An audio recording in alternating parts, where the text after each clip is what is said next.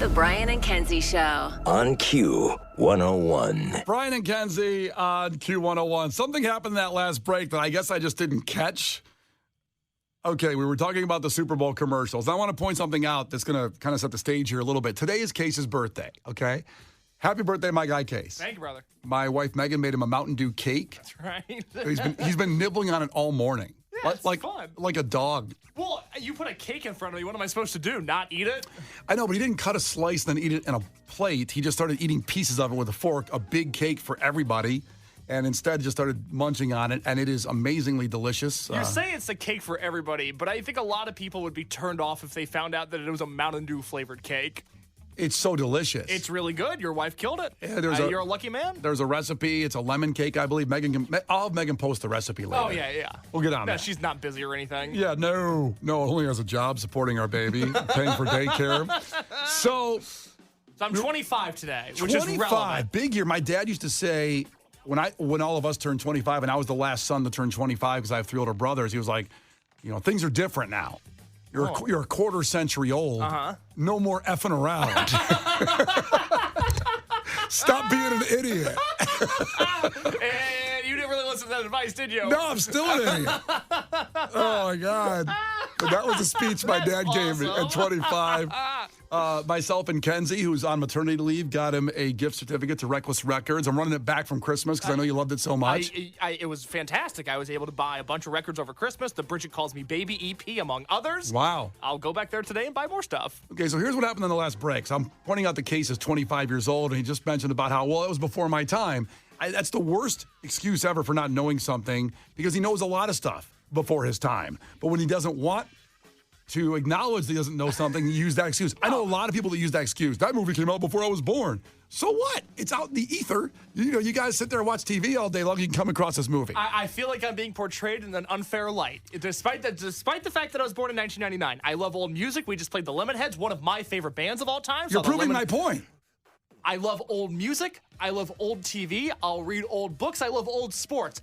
I don't like movies, whether they're new or old. My whole entire blind spot is just movies from A to Z, 1900 to 2024. I don't know movies. Yeah, he didn't know Twins. So I went over my head when we were talking about the Arnold Schwarzenegger in the State Farm commercial, and Danny DeVito comes in at the end and saves the day because Arnold Schwarzenegger can't say Neba.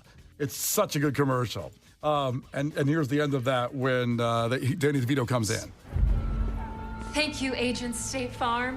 Like a good neighbor, State Farm is there. You are a backstabber. I'm a backstabber.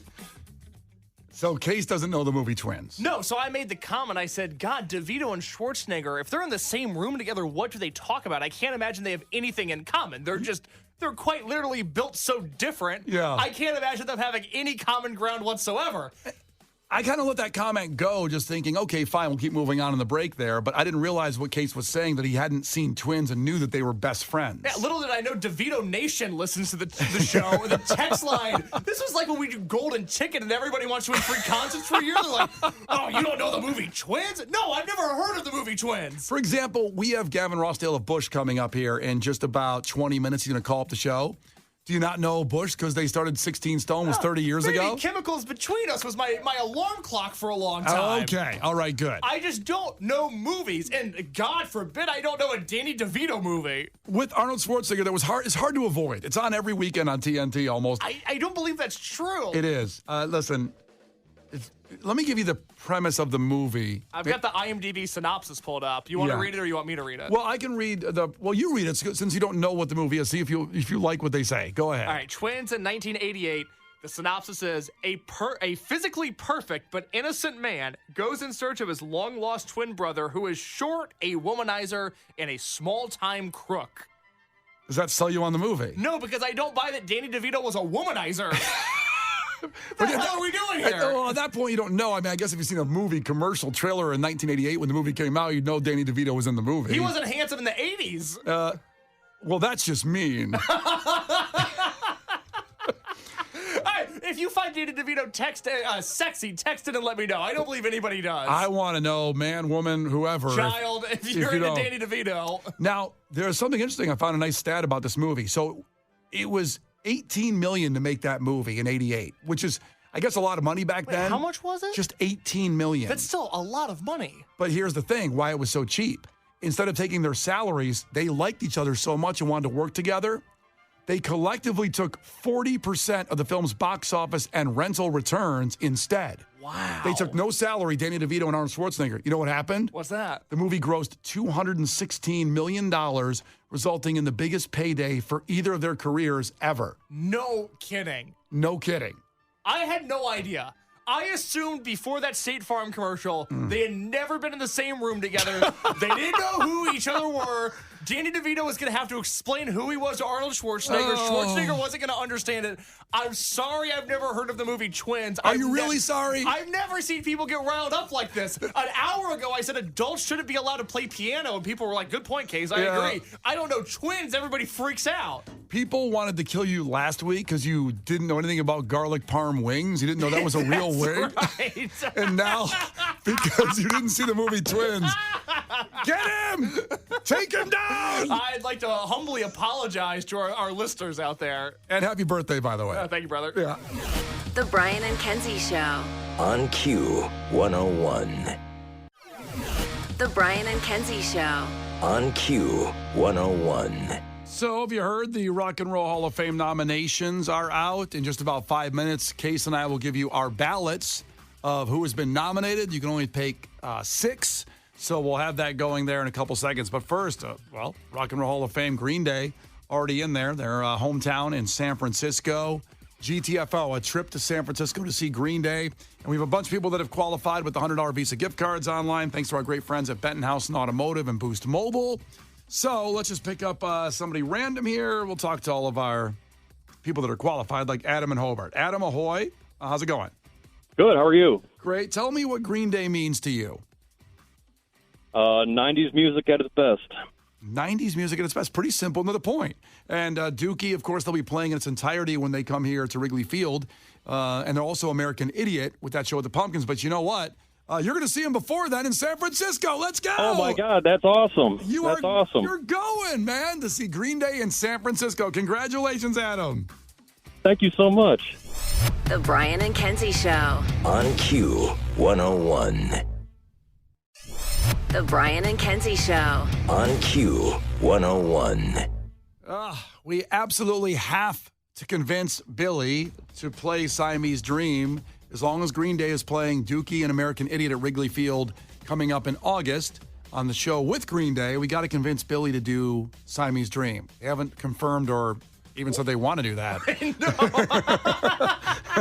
No, but we're going to force it upon him. Yes. He's going to do it whether he wants to or not. I mean, Rancid is also on that bill, and I think they should do And Out Come the Wolves start to finish. That'd be good for me personally, be good for my life. If I were a betting man, I'd say they're probably going to play a lot of songs off that album. I would hope so. Because that seems like this is that kind of year where bands have these iconic albums that have been out 15 to 30 years. Like we were just talking to Gavin Rossdale earlier, 16 Stone is 30 years old this year. Right. So I think they want to do album plays more and more, and that'd be a good night at Wrigley Field, or I should say good afternoon / evening night. Slash morning, good brunch. Long sets. Do you know how funny it would be if Rancid didn't play Time Bomb, Ruby Soho, or Maxwell Murder? It would not be funny. That'd be fantastic. I would die. I mean, if they played Olympia, Washington, that's fine. I can take that one. But they got to play what I want them to play. All right, guys, we're doing deep cuts tonight. We're in Chicago. They appreciate real music. It's kind of like your interview on a Case 4, the podcast that Case does where he interviews bands. And we also have James Van Osdale on that, where he interviewed Soul Asylum. And he said, are you going to play Runaway Train? And he said, finally, he goes, yeah, we finally decided to give the fans what they want. After like 15 years of not playing it, because the artists get sick of these songs. There's no question they do, or they they've played it 5,000 times and they want to play it one more time and act like they're still passionate about it. I respect that the Killers, they do Mr. Brightside like in the middle of their set. They don't open with it, they don't close with it. They're like, we're going to give anybody that wants to leave early, here's Brightside. The rest of you guys enjoy our other wonderful hits. They have a lot. And I like Brightside. But speaking on music, the Rock and Roll Hall of Fame announced the nominees this year. So these are people that are nominated, not for sure getting in. Interesting time over the weekend, and also a very interesting list. Yeah, right? Of the nominees. This one, there's a lot of pop artists, hip hop, and rock all on the Rock and Roll Hall of Fame. And yes, you can get angry and say none of these pop artists belong. People like to do that, but at this point, it's just kind of what it's molded into. I would suggest getting a hobby or going outside if that's the argument you want to make. Well, it's a little chilly outside. I wouldn't go outside today. No, just get a hobby. Yeah, get a hobby. Learn how to play piano. Well, no, I mean, I can understand everybody's opinion on it. It's the Rock and Roll Hall of Fame. Did they make a mistake in calling it that? But I look at it like this. There's some pop artists, some hip-hop artists that influenced many of the rock artists that are also nominated. And I get that, some of those artists, for example, when NWA got in. Yes. It was a no-brainer for me. I mean, because that was rock and roll. Yes, it was. You can say what you want. In the spirit of it, In the spirit, the vibe, the energy, that thing that's like, yeah, that I do. Yeah, you were really on board with NWA. I was. Yeah. So you here we were go. marching with them. Well, You had the Raiders starter jacket. You had the LA Kings fitted hat. I wanted a Raiders starter jacket just to wear, and we didn't get that kind of. When I was a kid, we went to Kmart and got like knockoffs. It was the black. You had a USFL starter jacket instead. You didn't get an NFL team. I could never get the brand loyalty. That's too bad. So let's go through the nominees of who got nominated, and I will tell you who I think should get in, and then Case will tell you, and then you guys can decide too, as for yourself. That's the best part. That's the fun part of it. You decide who gets in. Yeah, play along on the text line 312-591-8300. Give us a yes or a no for all these artists I'm going to throw at Brian. Okay. Are you ready? Yes, let's go. All right, first nominee, Mary J. Blige. Love her. Love Mary J. I always think of the Entourage episode when she's in there. It's a great Entourage episode. But I'm going to say, I only have 6, right? You only have 6. Ugh. A lot of names on this list. I think there's like 14 or so. If it's 6 and she's the first one, I got to say no. Okay, even though she's well deserving. All right, Mariah Carey. Same. I got to say no only because I'm sick of the Christmas music and it's over, and she's obviously worthy, but I got to save some check marks here. I don't know the rest, so no. She revolutionized Christmas music. She did. You sound so defeated. You sound like the Grinch. Well, I love Vision of Love, the first song that put her on the map. Mm-hmm. Oh, what a song. We Belong Together is an all-time pop hit. And now I just know her as a Christmas music jukebox, which I don't want to know her as. It's weird that that's what she is now. Because she's better than that, but I don't want to know her for that. All right, I'm with you there. I'm a no on Mary J, a no on Mariah Carey. What about Cher? No. Even if she, again, revolutionized auto-tune. She was the first artist that, do you believe in life after love? We really need Kenzie here for this. We really do. God, I miss her. She sings everything to Cher. Everything becomes Cher. Well, everything's so on key. It's the beautiful part of it. But again, I'm trying to save it, so I'll say no. Even though she did cause a revolution of auto-tune of people that really can't sing that perfect. All right, there you go. Post Malone made it a unique thing. I like Post Malone using auto-tune. It's amazing the type of mileage Post Malone got just by doing a Nirvana cover set, where all of these people that hated him before were like, oh, wait, but he's good now. Yeah. Everybody's so quick to hate everything. It's fascinating. Yeah, that's fun. All right, so no on Cher. What about Dave Matthews Band? Yes. I'll say a yes on Dave Matthews Band. I love Dave Matthews Band, at least for dumping poo in the Chicago River. At least give him That's why you love them? No, because I think at a time of my youth, when Dave Matthews Band came around and that jam band vibe, I get it. The Grateful Dead started the jam band thing, and then Jerry died, and kind of Dave Matthews and Fish kind of picked up and went with it. But I like it. It makes me feel good. He sold about 800 billion albums. He sells out 50,000 people everywhere he goes. Northerly Island, they open up the lawn for him. I don't know anybody else they open up the lawn for at Northerly Island. They don't even know the combination of the gates to unlock them at Northerly Island. And then Dave Matthews comes there to cut the chains to make enough people in there. And I like Dave Matthews Band a lot. I know he's got a lot of haters out there, which I don't understand. But I'm one of them. I don't get it. I love it. I love it. I love it. Right. He's in. Dave Matthews, Hall of Famer for you. Yep. What about Eric B. and Rakim? Yes. Yeah. Eric B. and Rakim, yes. I mean, I actually took my wife, Megan, to one of their first shows. They did a reunion type of deal. But, I mean... You went and saw Eric B. and Rakim live? I did. It was amazing. Microphone Fiend, are you kidding me? Okay. Paid in full? And these are iconic sampling, by the way, in the early days of hip-hop. They were using a lot of, rock artists in the sampling. And it changed the game. They changed music without question. That's what I'm looking for in a Hall of Fame. Yes, Eric B. and Rakim are in. I'm with you there. You've got Dave Matthews and Eric B. and Rakim. I've got Eric B. and Rakim. What about Foreigner? I don't know much about Foreigner. Are they Rock and Roll Hall of Famers? Yes. I thought they were already in. Well, I kind of thought so too, just judging by the name of it. But like, because I know who they are. Because the name of Foreigner?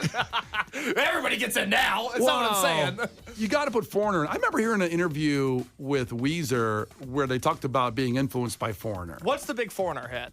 Cold as ice, probably. Oh, I don't know. You're as cold as ice. Do it again. You're as cold as ice. They have like 800. They probably sold 100 million albums. So you're into Foreigner. They're in. Okay. I don't know enough about them. I can't say yes or no to Foreigner. So you're probably saying no. I'm gonna say no, Okay. but I don't know. Right enough now, about me them. and you have Eric B. and Rakim, and that's it, comparably. Yeah, but you're on a hot streak here. Dave Matthews, Eric B. and Rakim, and Foreigner. What about Peter Frampton? Amazing guitar player. Had, I believe, that double live Frampton album with Do You Feel Like I Do, that wow, wow, wow, when he uses that talk box deal. Uh-huh. That was, I believe, one of the greatest selling albums of all time when it came out, and he didn't get a dime for it. Why not? He got ripped off because it was a classic deal where record companies ripped off the artists. Oh. And Well, good thing that's not happening anymore. We fixed that. I mean, he even says in the Behind the Music on him that he was on the breadline. Really? Literally like poverty level going on the breadline while he had an album that sold 30 million copies. Now, is he a guy that got made fun of because his music was supposed to be like chick music, or am I misremembering Peter Frampton's legacy? I don't think of it that way. Okay. Yeah. Maybe that's just one specific That 70s Show episode that I'm thinking of where they make fun of Peter Frampton. Okay. All right, Jane's Addiction. Wow, tough one. I don't know if it's their first time going up or they've been, I'm not sure the time frame on it. I guess my instincts, I've already gotten 3 and I only have 3 more. I don't know how many are left. And I think they'll get in, but I'm going to say no. I'm going to say no to Jane's Addiction, which is hard for me to do. I think it's going to be okay. A no for me as well, band that's never grabbed my attention. Yeah. What about Kool and the Gang? Cool in the Gang, party music. Yeah. Are they Hall of Famers in your mind? Not now. Not now. Let's give them a little more time. Maybe let them age like wine. Yes. Maybe Kool and the Gang will have a resurgence. I'm not sure how many are still alive. I don't know. Sad. Well, I'd like them to get it before they die. I'm sorry, I'm laughing at that. I'm so too. I got to give a no on that right now. All right, a few more left here. Okay. Lenny Kravitz. Ooh, Lenny Kravitz. I like him. I'm just going off my gut saying no on Lenny Kravitz. I don't understand, and no hate towards Lenny Kravitz. Love Fly Away. No problem with him. Yeah. He's a weird level of famous for a guy that hasn't had a hit in like 20 years. Yeah. He's kind of entered a new stratosphere I don't understand. It's a no from me as well, though. He's become a media personality more than a musician in But a he way. wasn't in movies, was he? He's been in some movies. Okay, all right. Yeah. Maybe that's it. Yeah. All right, what about Oasis? Yes. Yes. Oasis gets in. And again, Case turns 25 today. I'm a little older than that. Mm-hmm. And I can just remember what they changed music as well. When they were around and what they did at that time and playing the Q101 Twisted shows and the drama and the controversy and the songs and everything. Yes, Oasis goes in. I think they're one of the greatest bands of all time. I would give a hard yes for Oasis. I hope they get in. Okay. What about Sinead O'Connor? So I've got 4, right? You got 4. I've only got 2 left to give. Mm-hmm. Sinead O'Connor, very sad last year losing her. I also remember the impact of her cover. Nothing compares to you. Yep, of Prince's song. I'm just going to say no because I'm not sure what's left, and I got to keep a couple. Okay, all right. I love Sinead O'Connor. I think she has far more to give than just the Nothing Compares to You cover. She's a fantastic artist in my mind. I would vote yes on her. Wow, Sinead O'Connor. Yeah, Okay. 3 more here. Okay. You got 2 votes. Oh, Jesus. 3 more. This is crazy. Ozzy Osbourne. Now, Black Sabbath is in. This is Ozzy as a solo artist. I know, he's already in, so I feel like he's got something, but Ozzy's solo work influenced me a lot as far as life and just all the times on my Chevelle and also guitar playing stuff. Like Randy Rhoads era guitar playing stuff? Yeah. Also, the reality show, Huge. the Osbournes. There you go. Ozzy's going in. Ozzy's got to go. I know he's in with Sabbath. He's got to go in solo, too. So I only have 1 left of the last 2 artists. All right. Sade. Sade is nominated? She's nominated. If you don't know what Sade is, she's like the smooth operator. Kind of baby-making music, right? Very baby-making music. Yes. She's beautiful, too. Helps. It does help. But not in this case. I can't see it. I don't know who's last, but I can't see it. We'll see. You got 1 more vote, 1 more artist. Ooh. So I have 5. I can give it to this one if I want or I don't have to. Yes, your ballot is Dave Matthews Band, Eric B. and Rakim, Foreigner, Oasis, Ozzy Osbourne. Is a Tribe Called Quest going to be on your Rock and Roll Hall of Fame ballot? Ooh. Tribe got nominated. Influential hip-hop group, famous for a Lou Reed sample. And I have 1 to give. Yes, 1 to give. Tribe's in. Wow. Wow. Tribe's in, and 'cause it's sad that Phife Dawg is dead. Pour one out? He died actually quite a while ago now. But Q-Tip also, when you look at the rock and roll spirit of what he did and what that band did production-wise, again, changing the game in music and inspiring a lot of the bands you hear on Q101 today from what they did. So Tribe Called Quest, I'm giving them the nod. They're in. There you go. Well, our ballots, both, if you just joined us in the middle of that, are on Q101's Facebook page. You can let us know who you think should be in, all on Q101's Facebook. Wow. Okay. I hope they listen to my ballot. I hope so, too. Yeah, they should. You're an influential guy. You should have some listen, stroke. they should call me. The Brian and Kenzie Show. On Q101.